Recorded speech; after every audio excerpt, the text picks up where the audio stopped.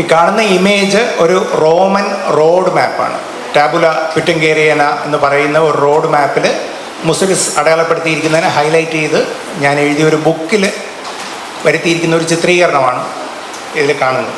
ഞാൻ എൻ്റെ പേര് പറഞ്ഞു. ഞാൻ കാരക്കോണം മെഡിക്കൽ കോളേജിലെ ജനറൽ മെഡിസിനിലെ അസിസ്റ്റൻറ്റ് പ്രൊഫസറാണ്, നെഫ്രോളജി കൺസൾട്ടൻ്റ് കൂടെയാണ്. ഇംഗ്ലീഷിലാണ് ഈ പുസ്തകം എഴുതിയിരിക്കുന്നത്. ഏതാണ്ട് 200 പേജുണ്ട്. ഞാനിങ്ങനെ ഒരു പഠനം, മുസിരിസിനെ കുറിച്ചൊരു പഠനത്തിലേക്ക് പോകാനുണ്ടായ കോണ്ടെക്സ്റ്റ് ആദ്യം പറയാമെന്ന് വിചാരിക്കുന്നു. സോഴ്സ് മെറ്റീരിയലുകളിലെ തെളിവുകൾ പരിശോധിച്ചപ്പോൾ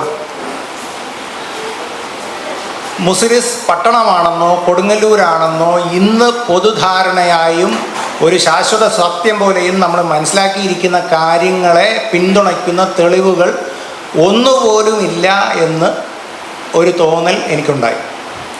അങ്ങനെയാണെങ്കിൽ ഈ തെളിവുകൾ, ഒറിജിനൽ സോഴ്സ് മെറ്റീരിയലിലെ തെളിവുകൾ വേറെ ഏതെങ്കിലും ഒരു സ്ഥലത്തെ പോയിന്റ് ചെയ്യുന്നുണ്ടോ എന്ന് നോക്കണം എന്ന ഒരു ആഗ്രഹമുണ്ടായി.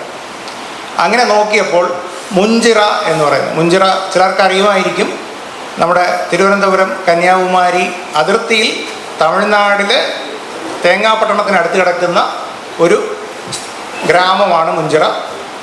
വളരെ ചരിത്രപരമായ പ്രാധാന്യമുണ്ട്. അവിടെയാണ് പാർത്ഥിവപുരം ശാല എന്ന് പറയുന്ന ഒരു ശാല നിലനിന്നിരുന്നത് 9-ാം നൂറ്റാണ്ടിൽ. അപ്പോൾ ഇങ്ങനെ ഒരു കാര്യം വന്നപ്പോഴത്തേക്കും ഇതിൽ കൂടുതൽ ഈ ഒരു ആശയത്തെ ഒന്ന് റിഫൈൻ ചെയ്യണം എന്ന് കരുതിയിട്ട് ഏതാണ്ട് ഒരു 3 വർഷം ഇത് പഠിക്കുകയും അതിൻ്റെ ഫലമായിട്ടാണ് ഞാനൊരു പുസ്തകം പ്രസിദ്ധീകരിക്കുകയും ചെയ്തു 2 വർഷം മുൻപ്. ഇന്നത്തെ എൻ്റെ പ്രസൻറ്റേഷൻ 3 ഹെഡിങ്ങിൽ ഞാൻ പറയാൻ ആഗ്രഹിക്കുന്നു. Evidences, misconceptions, analysis. എവിഡൻസസ് എന്ന് പറഞ്ഞു കഴിഞ്ഞാൽ മുസിരിസിനെ കുറിച്ചുള്ള ശരിയായ തെളിവുകൾ, മുസിരിസിനെ കുറിച്ചുള്ള തെളിവ് ഇതാണ്, അതാണ്, നോക്കൂ ഇത് തെളിവാണ് എന്നൊക്കെ പറഞ്ഞ് ഒരുപാട് തെളിവുകൾ പൊതുമണ്ഡലത്തിൽ വ്യാപിച്ച് കിടക്കുന്നുണ്ട്. ഇതിൽ പലതും മുസിരിസിനെ തെളിവായിട്ട് ശരിക്കും ഈ ചരിത്രകാരന്മാരുടെ ടേം യൂസ് ചെയ്യുകയാണെങ്കിൽ ഹിസ്റ്റോറിയോഗ്രാഫിക്കലി സ്റ്റാൻഡ് ചെയ്യാത്ത തെളിവുകളാണ്. പല ഊഹങ്ങളും പല മിസ്കൺസെപ്ഷൻസും തെളിവുകളാണ് എന്ന് പറഞ്ഞ് അവതരിപ്പിക്കപ്പെടുകയാണ്. അതിലോട്ട് വരാം.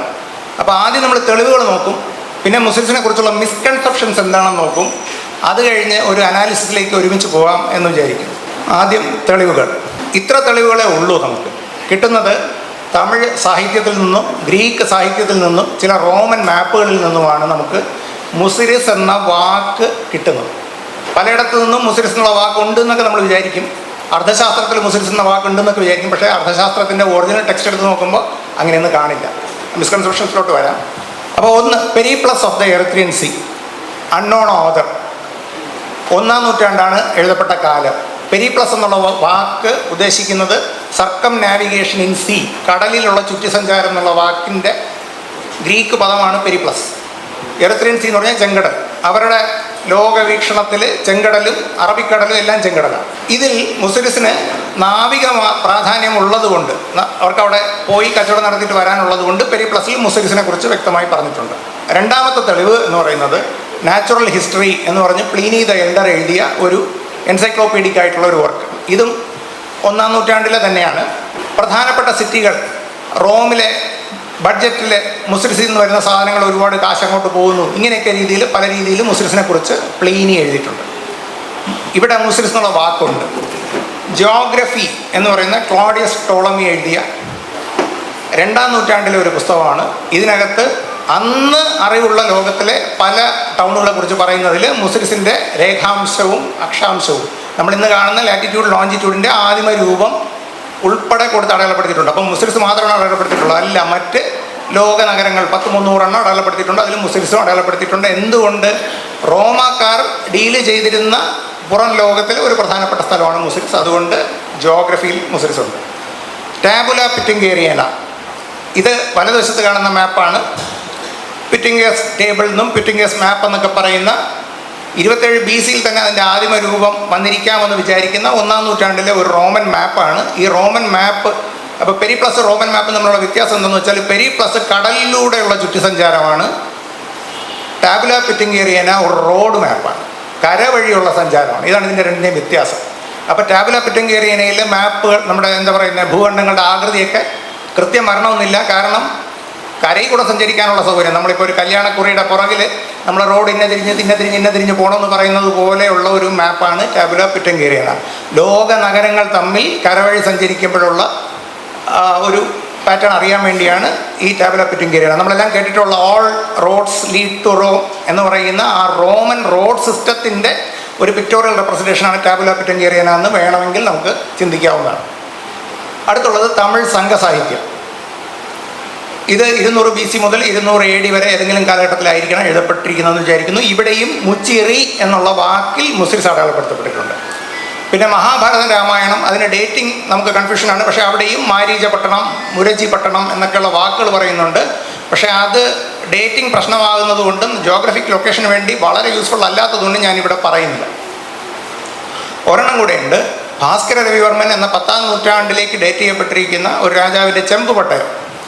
ആ ചെമ്പ് പട്ടയത്തിൽ മുയിരിക്കോടിൽ ഇരുന്തരുളിയ രാജാവ് ജൂതന്മാർക്ക് ദാനം കൊടുക്കുന്നു. അപ്പോൾ രാജാവിൻ്റെ സ്റ്റേഷനാണ് മുയിരിക്കോട്, ജൂതന്മാരുടെ സ്റ്റേഷൻ മുയിരിക്കോടാണെന്ന് എടുത്തുകൂടാ എന്നൊരു ക്ലാരിഫിക്കേഷനോടെ പറഞ്ഞിട്ട് അതും പറയുന്നു. പക്ഷേ അത് വളരെ ലേറ്ററായിട്ടുള്ളൊരു ഡേറ്റാണ്, 10ാം നൂറ്റാണ്ടാണ് ചരിത്രകാരന്മാർ ഡേറ്റിംഗ് ചെയ്തിരിക്കുന്നത്. ഇത്രയേ നമുക്ക് മുസിരിസിനെ കുറിച്ച് തെളിവുകളുള്ളൂ. ഇതല്ലാതെ വേറെ പല കാര്യങ്ങൾ മുസിരിസിൻ്റെ തെളിവാണ് എന്ന് പറഞ്ഞ് നമ്മൾ പഠിക്കുകയും പഠിപ്പിക്കുകയും ചിന്തിക്കുകയും ചെയ്യുന്നുണ്ട്. പല കാരണങ്ങളാൽ അവയൊന്നും മുസിരിസിനെ കുറിച്ചുള്ള തെളിവുകളല്ല. അവ ഏതാണെന്ന് ഒന്നൊന്നായിട്ട് ഞാൻ പറയാം.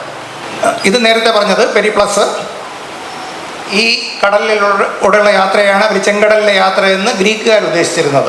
Red Sea, Persian Gulf, Arabian Sea, Indian Ocean. ഇതിനകത്ത് ഇങ്ങനെയാണ് 2 പാരഗ്രാഫ്, 53ാം പാരഗ്രാഫിലും 54ാമത്തെ പാരഗ്രാഫിലും. Then come Naura and Tyndis, first markets of Limyrike and then Muziris and Nelcynda which are now of leading importance. ടിൻഡിസിലെ ടിൻഡിസ് ചേരപുത്രൻ്റെ രാജ്യം, കിങ്ഡം ഓഫ് ചേരപുത്ര, ഞാൻ ഹൈലൈറ്റ് ചെയ്തിട്ടുണ്ട്. ചേരപുത്രൻ്റെ രാജ്യത്തിലെ ഒരു ഭാഗമാണ് ടിൻഡിസ് എന്ന് പറയുന്നു. ചേരപുത്രൻ്റെ രാജ്യത്തിലെ തന്നെ ഇന്നൊരു സ്ഥലമാണ് മുസിരിസ് എന്ന് പറയുന്നു. മുസിരിസിൻ്റെ ലൊക്കേഷൻ ഞാൻ അണ്ടർലൈൻ ചെയ്തിട്ടുണ്ട്. It is located on a river distance from Tyndis by river and sea 500 stadia and the river from the shore 20 stadia. ഉദ്ദേശിച്ചിരിക്കുന്നത് ഇത്രയേ ഉള്ളൂ. ടിൻഡിസിൽ നിന്ന് 500 സ്റ്റേഡിയ അകലെ, 78 കിലോമീറ്റർ ഏതാണ്ട് വരും. നദീമാർഗം കടൽ തീരത്ത് നിന്ന് 20 സ്റ്റേഡിയ ഉള്ളിൽ. അപ്പോൾ മുസിരിസിനെ കുറിച്ച് ഒരു പോയിന്റ് കൂടെ ഞാൻ ആഡ് ചെയ്യാൻ ആഗ്രഹിക്കുന്നു. തീരത്തോട് ചേർന്നുള്ള 20 സ്റ്റേഡിയ എന്ന് പറഞ്ഞു കഴിഞ്ഞാൽ 3.5 കിലോമീറ്റർ വരും. തീരത്തോട് ചേർന്ന ഒരു നഗരമാണ്. പക്ഷേ നദീമാർഗം കുറച്ച് ഉള്ളിലോട്ട് നമ്മൾ ട്രാവൽ ചെയ്യേണ്ടി വരുന്നു. 3.5 കിലോമീറ്റർ ഉള്ളിൽ 20 സ്റ്റേഡിയ അല്ലെങ്കിൽ 3.5 കിലോമീറ്റർ ഉള്ളിലോട്ട് ട്രാവൽ ചെയ്യേണ്ടി വരുന്നു. അപ്പോൾ ഒരു ഇൻലാൻഡ് ഹാർബർ എന്നും പറയാം, നിയർ ദ ഓഷൻ എന്ന് എടുക്കാം. ഇത് പ്ലീനിയുടെ പുസ്തകം. പ്ലീനിയുടെ പുസ്തകത്തിൽ ഇങ്ങനെയാണ് പറയുന്നത്: ഒസേലിസ് എന്ന് പറയുന്ന ഒരു സ്ഥലത്ത് നിന്ന് ഇന്ത്യയിലോട്ട് പോകുന്നതാണ് നാവികർക്ക് എളുപ്പം. ഹിപ്പാലസ് എന്നുള്ള ഒരു അനുകൂലമായ കാറ്റ് കിട്ടുകയാണെങ്കിൽ 40 ദിവസം കൊണ്ട് ഇന്ത്യയിലെ ആദ്യത്തെ തുറമുഖമായ മുസിരിസിലോട്ട് എത്താൻ പറ്റും. ഞാൻ ഈ പുസ്തകം എഴുതുമ്പോൾ അവിടുത്തെ രാജാവിൻ്റെ പേര് ചേരപുത്ര എന്നുള്ളതിന് അവർ സെലോബോത്രാസ് എന്നാണ് എഴുതിയിരിക്കുന്നത്. ഇതാണ് ഒസേലിസ് ടു മുസിരിസ്. അതായത് ഈ നമ്മുടെ കാണുന്ന ചെങ്കടൽ യാത്ര ചെയ്യാനായിട്ട്, അലക്സാണ്ട്രിയയിൽ നിന്ന് ചെങ്കടൽ യാത്ര ചെയ്യാനായിട്ട് അവർ 30 ദിവസവും ഈ നമ്മുടെ എന്താ പറയുന്നത് ഹോൺ ഓഫ് ആഫ്രിക്ക എന്ന് പറഞ്ഞ ആഫ്രിക്കയുടെ ആ പടിഞ്ഞാറൻ അറ്റത്ത് നിന്ന് ഇന്ത്യയുടെ ഈ ഭാഗത്തേക്ക് വരാനായിട്ട് 40 ദിവസവും, മൊത്തം 70 ദിവസമായിരുന്നു ഇവരുടെ ഒരു കച്ചവട യാത്ര. വളരെ കൃത്യത പാലിച്ചിരുന്ന ഒരു കച്ചവട യാത്രയാണെന്നാണ് പ്ലീനി അടയാളപ്പെടുത്തുന്നത്. കാരണം പ്ലീനി ഇത്തരം വ്യാപാര സംഘങ്ങളെ എന്താ പറയുന്നത് ടാക്സ് ചെയ്യുന്ന ഒരു അല്ലെങ്കിൽ ഓഡിറ്റ് ചെയ്യുന്ന ഒരു ഗ്രൂപ്പിലെ അംഗമായിരുന്നു എന്ന് ചിലർ പറയുന്നുണ്ട്. ഇങ്ങനെയാണ് മുസിരിസ് ജോഗ്രഫി, ടോളമിയുടെ ജോഗ്രഫിയിൽ അടയാളപ്പെടുത്തുക. അക്ഷാംശവും രേഖാംശവും ഒക്കെ ഇട്ട് ലിമിറിക്കെ എന്ന് പറയുന്ന ഒരു പ്രദേശത്തിൽ മുസിരിസ് എന്നുള്ള ഒരു എംപോറിയം എന്ന് പറഞ്ഞു കഴിഞ്ഞാൽ കച്ചവട തുറമുഖം എന്നുള്ള അർത്ഥം. ഇതിൻ്റെ തൊട്ടടുത്ത ലൈനിൽ മൗത്ത് ഓഫ് ദ റിവർ സ്യൂഡോസ്റ്റോമോസ്, അതായത് ഇതിനടുത്തൂടെ പോകുന്ന നദിയെ അവർ സ്യൂഡോസ്റ്റോമോസ് എന്നാണ് എന്തോ കാരണങ്ങളാൽ ഗ്രീക്കുകാർ വിളിച്ചത്. ഇതിൻ്റെ റെഫറൻസ് ഞാൻ എഴുതിയിട്ടുണ്ട്. ഇത് ഗ്രീക്ക് ഒറിജിനലിൽ നിന്ന് 1885 ജോൺ വാട്സൺ മാക്രിൻഡിൽ എന്ന് പറഞ്ഞ ഒരു ബ്രിട്ടീഷ് ഉദ്യോഗസ്ഥൻ ഇംഗ്ലീഷിലോട്ട് മൊഴിമാറ്റം ചെയ്ത് ancient India described by Ptolemy എന്ന് പറഞ്ഞിട്ട് നമുക്ക് ആർക്കൈവ്സിലൊക്കെ കിട്ടുന്നതാണ്. പിന്നെ വളരെ ഫേമസ് ആയിട്ടുള്ള ഒന്നാണ് മുസിരിസ് വിയന്ന പേപ്പറസ്. വിയന്നയിൽ മ്യൂസിയത്തിൽ ഇന്ന് വച്ചിരിക്കുന്നു. അതുകൊണ്ടാണ് ഇതിനെ വിയന്ന പേപ്പറസ് എന്ന് പറയുന്നത്. പേപ്പറസ് ചുരുളിലാണ് എഴുതപ്പെട്ടിരിക്കുന്നത്. ഇത് ഒരു ട്രേഡ് കോൺട്രാക്റ്റാണ്. അതായത് കടം കൊടുത്തവൻ, ഈ കച്ചവട എക്സ്പെഡീഷന് വേണ്ടിയിട്ടുള്ള ബഡ്ജറ്റ് ഇറക്കിയ ലോൺ കൊടുത്ത ആളും ഈ കച്ചവടം നടത്തുന്ന വ്യാപാരിയും തമ്മിലുള്ള അഗ്രിമെൻ്റാണ്. ദൗർഭാഗ്യവശാൽ പലരും ഇതിൽ ഒരാൾ തമിഴനാണ്, ഇതിലൊരാൾ ഇന്ത്യക്കാരനാണ്, ഇതിലൊരാൾ മലയാളിയാണെന്നൊക്കെ പറയുന്നുണ്ട്. അതിനൊന്നും ഒരു സാധുതയുമില്ല. ഇത് ഗ്രീക്കിലാണ് എഴുതപ്പെട്ടിരിക്കുന്നത്. ലോൺ കൊടുത്ത ഒരാളും കച്ചവടത്തിന് വന്ന ഒരാളും. കപ്പലിൻ്റെ പേര് ഹെർമപ്പോളാണ്. അപ്പോൾ എല്ലാ പാർട്ടികളും ഗ്രീക്കുകാരാകണം എന്ന് കരുതാനേ നിവൃത്തിയുള്ളൂ. ഇതൊരു തമിഴനാണ് എന്നൊക്കെ നമ്മളിങ്ങനെ ചിലരൊക്കെ യൂട്യൂബിലൊക്കെ പറയുന്നതിൽ ഒരർത്ഥവുമില്ല. പിന്നെ ഉള്ളത് സംഘം തമിഴ് സാഹിത്യം. അപ്പം മുസ്ലിസിനെ കുറിച്ച് സംഘം തമിഴ് സാഹിത്യത്തിൽ ഒരുപാട് പറഞ്ഞിട്ടുണ്ട്, അങ്ങനെ പറഞ്ഞിട്ടുണ്ട്, ഇങ്ങനെ പറഞ്ഞിട്ടുണ്ടെന്നൊക്കെ ആൾക്കാർ പറയും. ഇങ്ങനെയൊന്നും പറഞ്ഞിട്ടില്ല. രണ്ടേ രണ്ട് കവിതകളേ ഉള്ളൂ. പക്ഷേ വളരെ സമ്പൽ സമൃദ്ധമാണ് എന്നുള്ളത് ഈ രണ്ട് കവിതകളിൽ നിന്ന് തന്നെ നമുക്ക് മനസ്സിലാക്കാൻ പറ്റും. അകനാനൂറ് 149 ചേരലർ ചുള്ളിയം പേരിയാറ്റ് വെണ്ണുரை കലങ്കை യവനർ തന്ത വിനയമാൻ നൻകലം പൊന്നോട് വന്ന് കറിയോട് പേരും വളങ്കെഴു മുസ്ലി ആർപ്പ് എഴ വള ഈ. ഇത്രയേ ഉള്ളൂ. ചേരലൻ്റെ, അതായത് ചേര രാജാവിൻ്റെ ചുള്ളി എന്ന് പേരുള്ള വലിയ നദിയിൽ, ഈ പേരിയാറ്റിനെ പെരിയാർ എന്ന് പറയുന്നുണ്ട്, തെറ്റാണ്. യവനർ തന്ത വിനയമാൻ നൻകലം, അതായത് കുറവുകളൊന്നുമില്ലാത്ത മനോഹരമായ യവനൻ്റെ കപ്പലുകൾ പൊന്നോട് വന്ന് സ്വർണം കൊണ്ടുവന്ന് തരുന്നു. കറിയോട് പേരും, അതായത് കുരുമുളകും കൊണ്ടുപോകുന്നു. ബാർട്ടർ സിസ്റ്റം വേണേൽ പറയാം. അങ്ങനെയുള്ള മുസ്ലിയെക്കുറിച്ച് ആരാണ് കവി പാടുകയാണ്. എറുക്കട്ടൂർ തായൻ കണ്ണനാർ എന്ന് പറഞ്ഞ കവിയാണ്. ഇവിടെ നിന്ന് നമുക്ക് ഗ്രീക്ക് റെക്കോർഡ്സിൽ നിന്ന് നമുക്ക് കിട്ടിയ ഒരു കാര്യം നമുക്ക് കൺഫേം ചെയ്യാം. ചേരൻ്റെ തന്നെയാണ് മുസ്ലി എന്നുള്ള ഇവിടെ നിന്നാണ് നമുക്ക് കിട്ടുന്നത്. യവനർ വന്നു എന്നുള്ളത് നമുക്ക് ഇവിടെ നിന്നാണ് കിട്ടുന്നത്. കുരുമുളകായിരുന്നു മെയിൻ എന്നുള്ളത് നമുക്ക് ഇവിടെ നിന്നാണ് കിട്ടുന്നത്. കേരളത്തിൽ കിട്ടുന്ന റോമൻ കോയിൻസിൻ്റെ റീസൺ നമുക്ക് ഇവിടെ നിന്നാണ് കിട്ടുന്നത്, ഈ ഒരു കവിതകളിൽ. സിമിലർലി വളരെ വെൽത്ത്, അതായത് ഈ കടലിൽ കപ്പൽ നിന്നിട്ട് നങ്കൂരം ഇട്ട് നിന്നിട്ട് ചെറിയ കഴിത്തോണി, അതായത് ഈ നമ്മുടെ എന്താ പറയുന്നത് എസ്റ്റുറി വഴിയൊക്കെ പോകുന്ന ചെറിയ ബോട്ടുകളിൽ അകത്തോട്ട് ഇൻലാൻഡ് ഹാർബറിലോട്ട് വന്ന് ട്രേഡ് ചെയ്യുന്നു എന്ന് പ്ലീനി പറയുന്നുണ്ട്. The same thing you get to see in Purananuru 343 Paranar എന്ന് പറഞ്ഞ ആൾ പാടിയിരിക്കുന്നതിൽ. ഞാൻ അതിലോട്ട് ഡീറ്റെയിൽ ആയിട്ട് പോകുന്നില്ല. ഇതിൽ 5-ാമത്തെയോ 6-ാമത്തെയോ ലൈനിൽ കളിത്തോണിയിൽ കരൈ സെർപ്പുന്ത്, ഇത് പഴയ സംഘം വേ ഓഫ് ടെല്ലിംഗ് ആണ്. അപ്പോൾ കഴിത്തോണിയാൽ കരൈ ചേർക്കുന്നത്, അതായത് കഴിത്തോണി, കഴി എന്ന് പറയുന്നത് നമ്മുടെ എസ്റ്റുറി ബാക്ക് വാട്ടേഴ്സിനെയാണ്. ഈ ബാക്ക് വാട്ടേഴ്സിൽ ചെറിയ തോണിയിൽ ട്രേഡേഴ്സ് ഉള്ളി വരുന്നു, ട്രേഡ് നടത്തുന്നു, തിരിച്ചു പോകുന്നു എന്നാണ്. നേരത്തെ പറഞ്ഞ ഒരു ഇൻലാൻഡ് ട്രേഡിങ്ങിൻ്റെ ഒരു പാറ്റേൺ ആണ് ഈ കവിതയിൽ കാണിക്കുന്നത്. ഇത്രയുമേ നമ്മുടെ കയ്യിലുള്ളൂ. ഇത്രയും വെച്ചിട്ട് നമുക്ക് പറയാം, മുസ്ലിസ് ചേരൻ്റെ രാജ്യത്തിൽ ഗ്രീക്കുകാരെ ലിമറിക്ക് അടയാളപ്പെടുത്തിയ ഒരു സ്ഥലത്ത് 20 സ്റ്റേഡിയ കടൽ തീരത്ത് നിന്ന് ഉള്ളിലോട്ട് ഉള്ള ഒരു ഇൻലാൻഡ് കോസ്റ്റൽ ഹാർബറാണെന്ന് മാത്രം നമുക്ക് പറയാൻ പറ്റും. ഇത് കന്യാകുമാരിക്ക് പടിഞ്ഞാറാണെന്ന് പറയാൻ പറ്റും. ഇനി മിസ്കൺസെപ്ഷൻസ്. യഹൂദന്മാരുടെ ചരിത്രം മുസ്ലിസുമായിട്ട് ബന്ധപ്പെട്ട് കിടക്കുന്നു എന്ന ഒരു പ്രബല ധാരണ. മുസ്ലിസ് എന്ന് പറയുമ്പോഴേ യഹൂദൻ എന്ന് പറഞ്ഞുകൊണ്ടാണ് നമ്മളെല്ലാം തുടങ്ങുന്നത്. ഇതിന് zero evidence, there is zero evidence. നമ്മൾ മുസ്ലിസ് പൈതൃക പദ്ധതി ആയിക്കോട്ടെ, സിനഗോഗ് ആയിക്കോട്ടെ, പെയിൻ്റ് അടിക്കട്ടെ, അവിടെ എന്ത് വേണോ നടത്തിക്കോട്ടെ, പക്ഷേ there is no historiographically zero evidence. എന്തുകൊണ്ടെന്ന് പറഞ്ഞു കഴിഞ്ഞാൽ ആകപ്പാടെ ഒരു എവിഡൻസ് എന്ന് പറയുന്നത് ജൂതശാസനത്തിൽ മൊയ്രിക്കോട് എന്നുള്ളൊരു വാക്ക് മാത്രമാണ്. ജൂതശാസനത്തിലെ മൊയ്രിക്കോട് എന്നുള്ള വാക്ക് ഭാസ്കര രവിവർമ്മൻ എന്ന രാജാവ് ഇരുന്നരുളിയതാണ്. ഇന്ന് ഡൽഹിയിൽ നിന്ന് നമ്മളൊരു ഗവൺമെൻറ് ഓർഡർ വാങ്ങിച്ചുകൊണ്ട് വന്നു കഴിഞ്ഞാൽ അധികാരം ഡൽഹിയിലാണ് ഇരിക്കുന്നത്. ഞാൻ ചിലപ്പോൾ തിരുവനന്തപുരത്തേക്ക് ആ ഓർഡർ വാങ്ങിച്ചുകൊണ്ട് വരുന്നത്. That doesn't mean I belong to Delhi.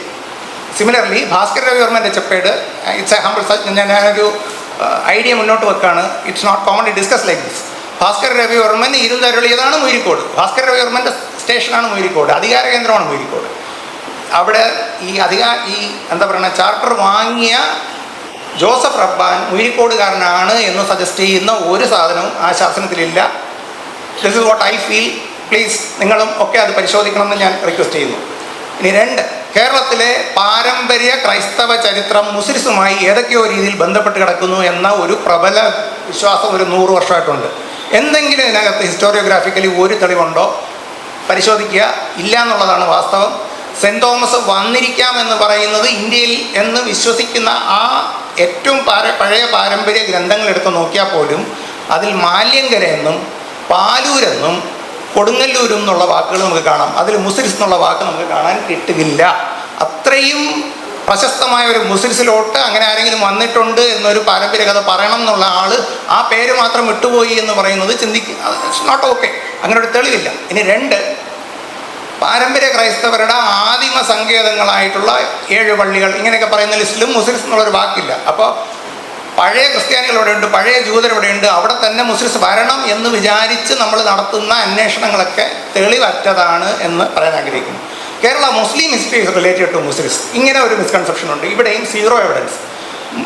ഇവർ വന്നു എന്ന് പറയുന്നത് കൊല്ലം, കൊടുങ്ങല്ലൂർ, വളപട്ടണം, മാടായി, ഇങ്ങനെയൊക്കെയുള്ള വാക്കുകൾ മുസ്ലിങ്ങളുടെ ട്രഡീഷണൽ ഹിസ്റ്ററി പറയുന്ന 15-ാം നൂറ്റാണ്ടിലും 16-ാം നൂറ്റാണ്ടിലും വാമൊഴിയായിട്ട് പ്രചരിക്കപ്പെട്ടിട്ട് എഴുതപ്പെട്ടിരിക്കാമെന്ന് കരുതാവുന്ന ട്രഡീഷണൽ ഗ്രന്ഥങ്ങൾ മുഴുവൻ പരിശോധിച്ചാലും മുസിരിസ് എന്നൊരു വാക്കോ അതിൻ്റെ ഏതെങ്കിലും രൂപഭേദങ്ങളോ നമുക്ക് കാണാൻ കിട്ടില്ല. ചേരമാൻ പെരുമാൾ ഹിസ്റ്ററി, ചേരമാൻ പെരുമാൾ എന്ന് പറയുന്നത് ഞാൻ പറയുന്നത് ശൈവ തേവാര പാടലുകളിലെല്ലാം ഉള്ള കഴറിട്ടറിവാർ നായനാർ അല്ലെങ്കിൽ പെരുമാൾ കോത എന്ന് പറയുന്ന ചേരമാൻ പെരുമാളെയാണ് ഞാൻ ഉദ്ദേശിക്കുന്നത്. കൈലാസത്ത് പോയി എന്നും മക്കത്ത് പോയി എന്നും ഒക്കെ പറയുന്നത്. ഇവരുടെ ഓരോരുത്തരുടെയും ഒരു പാട്ടുകളിലും മുസിരിസ് എന്നുള്ളൊരു വാക്കില്ല. കൊടുങ്ങല്ലൂർ എന്നുള്ള വാക്കുണ്ട്, അത് അംഗീകരിച്ചു കൊടുത്തേ പറ്റും. കൊടുങ്ങല്ലൂർ എന്നുള്ള വാക്കുണ്ട്. പക്ഷേ മുസിരിസ് ആണ് എന്ന് നമ്മൾ ഹിസ്റ്റോറിയോഗ്രാഫിക്കലി പറയാൻ ദർ ഈസ് സീറോ എവിഡൻസ്. നേരത്തെ ഞാൻ പറഞ്ഞ സംഘസാഹിത്യ പാടലിൽ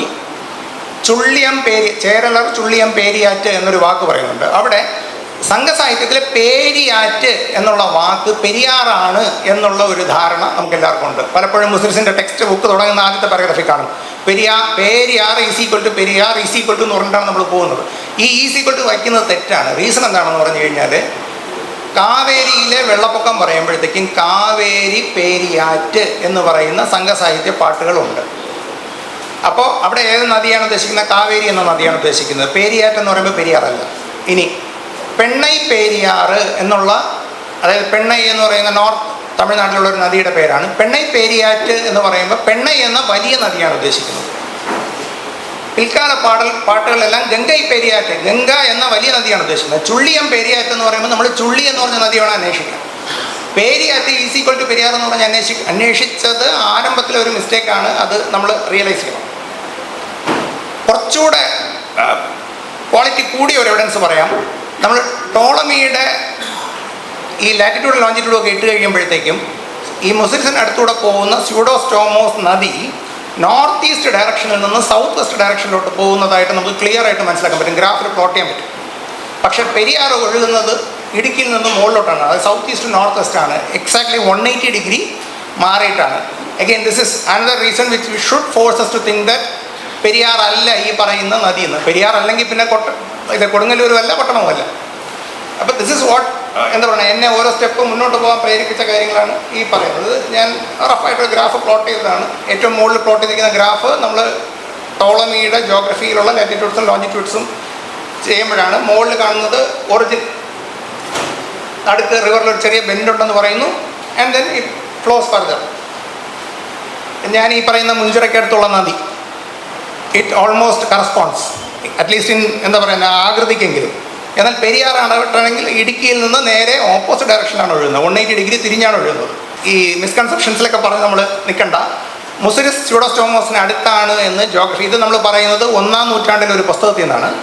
അതിൻ്റെ 1885 മെക്രൻഡലിൻ്റെ പരിഭാഷയാണ്. ഇതിൻ്റെ ഗ്രീക്ക് ഒറിജിനൽ കാണാനായിട്ട് സാധിച്ചു, വെരിഫൈ ചെയ്തു. ഞാനത് ഇപ്പോൾ പറയുന്നില്ല.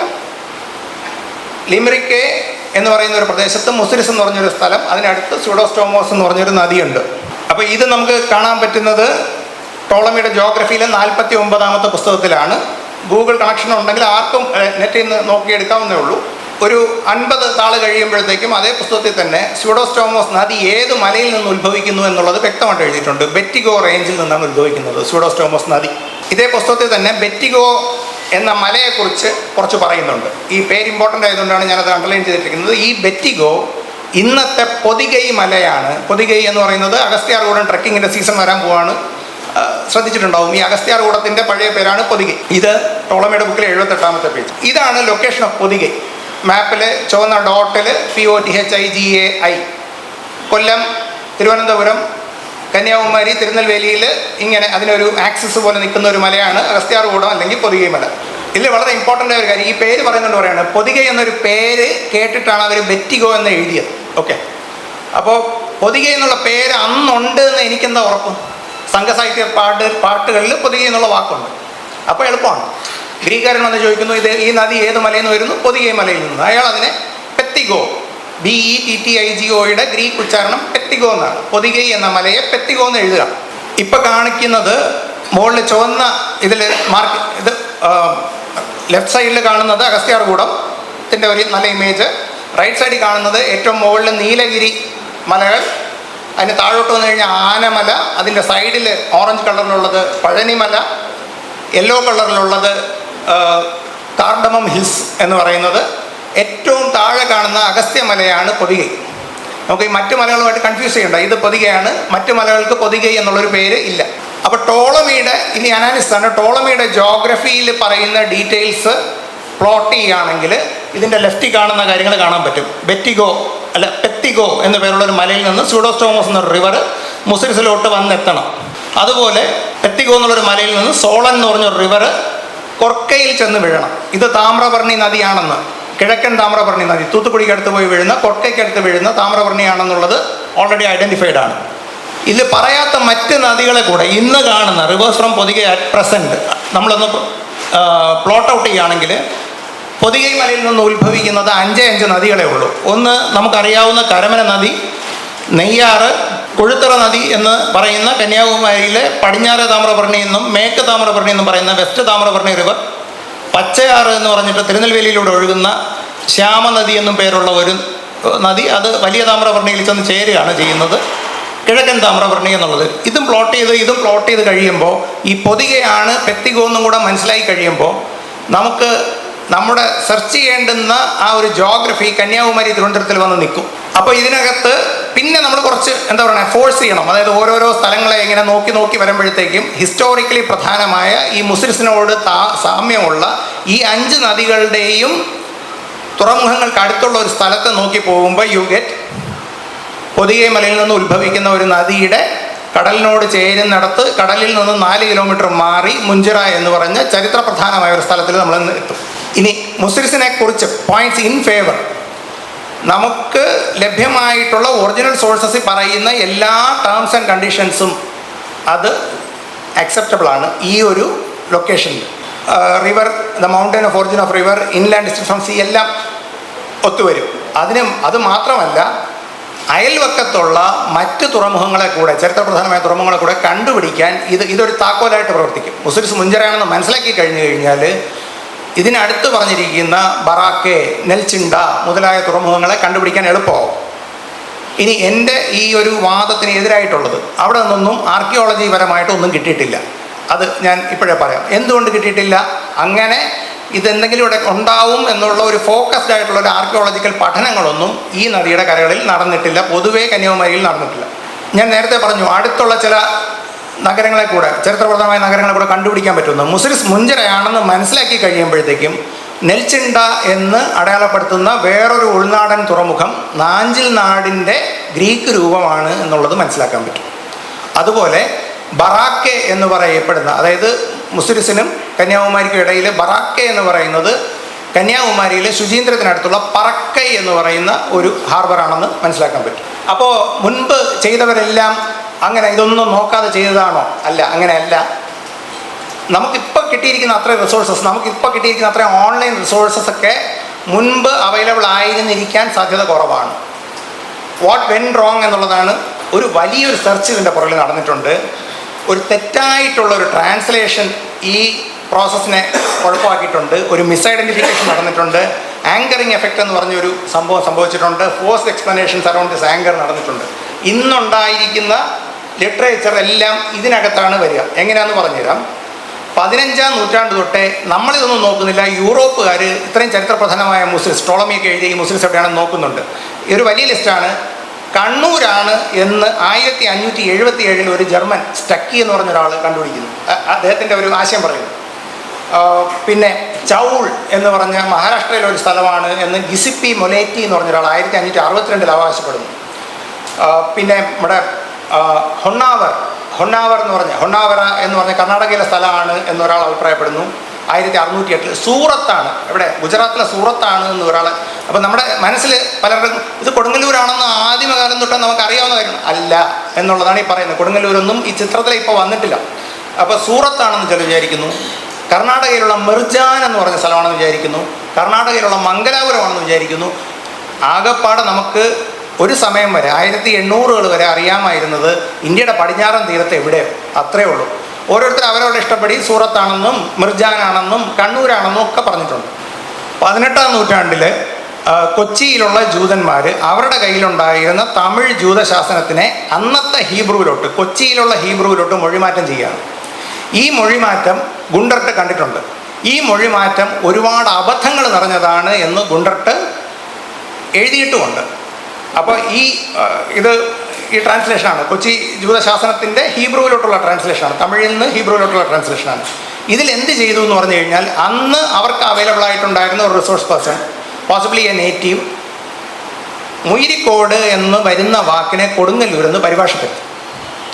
അപ്പോൾ തമിഴ് ഒറിജിനലിൽ മുയിരിക്കോട്, അന്നത്തെ ഹീബ്രു, കൊച്ചി ഹീബ്രുവിൽ 18-ാം നൂറ്റാണ്ടിലോട്ട് മാറ്റിയപ്പോഴത്തേക്കും കൊടുങ്ങല്ലൂർ എന്ന് എഴുതി.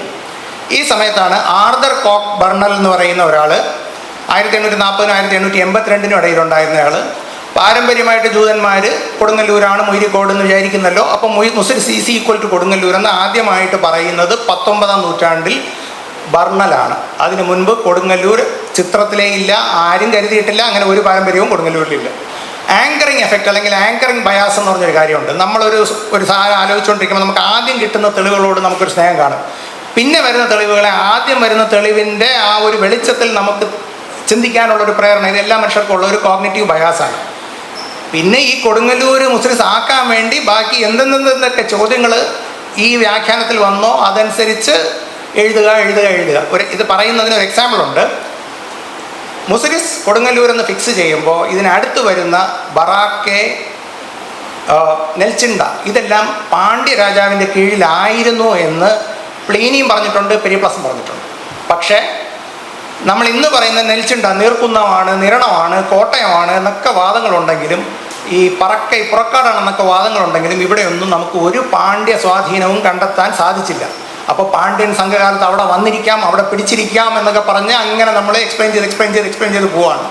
എന്നാൽ BARACE പറക്കൈ ആണ് എന്ന് പറഞ്ഞു കഴിഞ്ഞാൽ പാണ്ഡ്യ ശാസനങ്ങൾ നമുക്ക് പറക്കയിൽ നിന്ന് കിട്ടുന്നുണ്ട്. അവിടെ പാണ്ഡ്യരുടെ സ്വാധീനം വരാൻ വളരെ സ്വാഭാവികമായിട്ട് സാധ്യതയുള്ള ഒരു സ്ഥലമാണ്. ഇപ്പം നെൽച്ചിണ്ട, നാഞ്ചിൽ നാടാണെന്ന് എടുത്തു കഴിഞ്ഞാൽ ശുചീന്ദ്രത്തിലെ പഴയ ശാസനം, സംഘകാലത്തുള്ള ശാസനങ്ങൾ നമുക്ക് കിട്ടില്ല. 8-9 നൂറ്റാണ്ടിൽ പാണ്ഡ്യരുടെ ഇഷ്ടംമാതിരി ശാസനങ്ങളുണ്ട്. ഈ മാതിരി വരുന്ന ചോദ്യങ്ങളെയെല്ലാം മറ്റേ ആങ്കർ ചെയ്തതിന് കൊടുങ്ങല്ലൂരിൽ കൊണ്ട് നമ്മൾ നങ്കൂരം അടിച്ചതുകൊണ്ട് എല്ലാം അതിനെ എക്സ്പ്ലെയിൻ ചെയ്താണ് നമ്മൾ ഇന്ന് കാണുന്ന സാഹിത്യം അത്രയും ഉണ്ടാക്കി വെച്ചിരിക്കുന്നത്. ഇപ്പോൾ എൻ്റെ ഒരു റിക്വസ്റ്റ്, ഹംബിൾ റിക്വസ്റ്റ്, ബർണലിൻ്റെ കൊടുങ്ങല്ലൂർ ഹൈപ്പോത്തസിസ് എന്ന് നമ്മൾ കൊടുങ്ങല്ലൂരിനെ വിശേഷിപ്പിക്കാൻ തുടങ്ങണം. അതൊരു ഹൈപ്പോത്തസിസാണ്. ആ ഹൈപ്പോത്തസിസ് ശരിയോ തെറ്റോ എന്ന് നമ്മൾ കൂടുതൽ ആലോചിക്കണം, ഒറിജിനൽസ് എടുത്ത് നോക്കണം, കൂടുതൽ ചോദ്യം ചോദിക്കണം.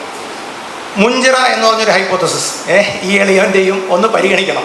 ഓക്കെ, അതുപോലെ പട്ടണവും ഒരു ഹൈപ്പോത്തസിസാണ്, അതിനെയും പരിഗണിക്കണം. പക്ഷേ പെരിയാറല്ല എന്ന് പറയുമ്പോൾ തന്നെ കൊടുങ്ങല്ലൂരും പട്ടണം ഔട്ടായി കഴിഞ്ഞു. അപ്പോൾ ഞാൻ പറയാൻ വരുന്നത്, ബർണലിൻ്റെ മുസ്ലിസ് ഈക്വൽ ടു കൊടുങ്ങല്ലൂർ എന്ന് ചിന്തിക്കുന്നതിന് പകരം മുസ്ലിസ് എന്ന ഒരു സിദ്ധാന്തം ബർണൽ പറഞ്ഞിട്ടുണ്ട് കൊടുങ്ങല്ലൂരിനെ കുറിച്ച് എന്ന് മാത്രം വച്ചിട്ട് അതിനെ വിമർശനപരമായി പരിശോധിക്കാനും കൂടെ നമ്മൾ തയ്യാറാവണം. ഗവൺമെൻറ്റും ജനങ്ങളും ഒക്കെ താല്പര്യപ്പെടുകയാണെങ്കിൽ ഞാൻ ഈ പറഞ്ഞ മുഞ്ചിറ എന്ന് പറയുന്ന സ്ഥലത്ത് ഈ നദിയുടെ ചുറ്റും എന്തെങ്കിലും എക്സ്കവേഷൻസ് നടക്കണം. പറഞ്ഞത് എന്തെങ്കിലും, അതായത് ഞാനിങ്ങനെ എനിക്ക് താല്പര്യമുള്ള വിഷയമായതുകൊണ്ട് ഞാൻ ഇച്ചിരി സ്ട്രോങ് സ്റ്റേറ്റ്മെൻറ്റ്സ് ഉപയോഗിച്ചിട്ടുണ്ടെങ്കിൽ ആർക്കെങ്കിലും ഹേർട്ട് ആകരുത് എന്ന് പറയുന്നു. ഇത് ഞാൻ എൻ്റെ അഭിപ്രായം, എൻ്റെ ഫുൾ കൺവിക്ഷനിൽ പറഞ്ഞതാണ്.